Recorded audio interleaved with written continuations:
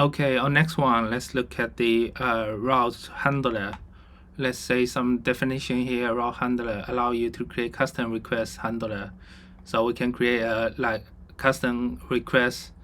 So for given route using the request, so we can create a route under the API folder, and in order that we can get the data from here. Let's take a look at my code here. Example, let's say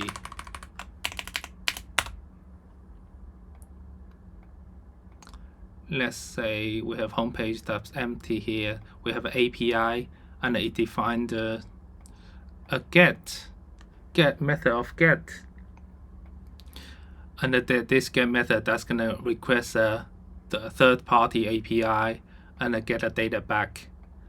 So let's see if we can request this API. So we say API, as you can see here, we get the data back. So we can we can define the get, we can define a post, we can define delete, we can define put here. So you will be able to do a request, and this is just like a full main feature, and we can also do some like caching. We can do some revalidating, and it's just more than that. It's just like because we have a request here. We can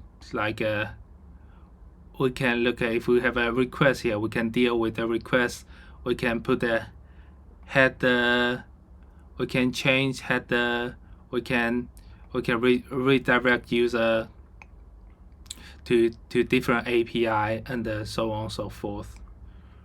There are so many different things. Like basically just a request coming, we can just modify the request.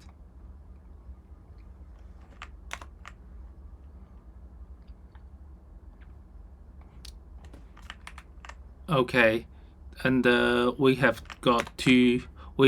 on this episode we have covered from define routes to route handler, and we have covered a bit of middleware, and we do redirecting, and we are not going to cover too much about that. There's like a lot more on middleware. It's like if there's handle coming, like a request coming, we can do many things more.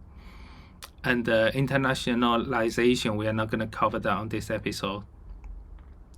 Okay, I hope you guys enjoying this video. I'll see you guys next time. Bye for now.